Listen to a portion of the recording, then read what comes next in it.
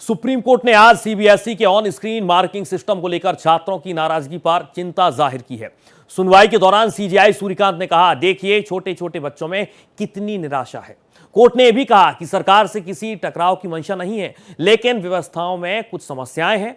Court ने CBSE की ओर से उठाए जा रहे कदमों की जानकारी मांगी है, साथ ही केंद्र से सहयोग करने की बात कही है।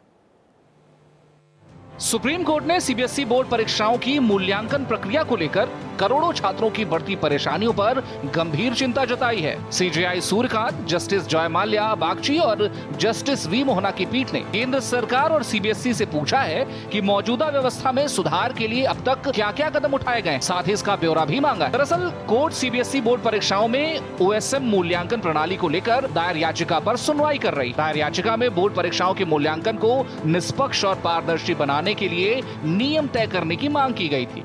दरअसल डिजिटल मूल्यांकन प्रक्रिया से लाखों करोड़ों छात्र परेशान हैं और आए दिन इसको लेकर कहीं न कहीं आवाजें उठती रही है।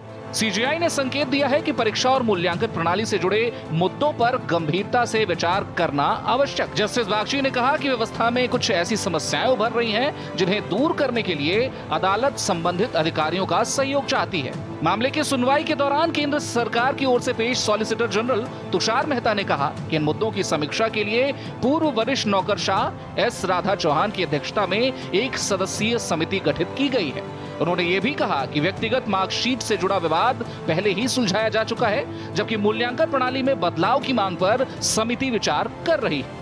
अब सुप्रीम कोर्ट इस मामले पर विचार करेगा और देखेगा कि कैसे इन खामियों को दूर किया जा सकता है। देखना होगा जब एक सप्ताह बाद इस मामले में कोर्ट सुनवाई करेगा तो सुनवाई के बाद क्या कुछ आदेश देता है। भारत एक्सप्रेस के लिए कैमरा पर्सन आलोक सक्सेना के साथ गोपाल कृष्ण।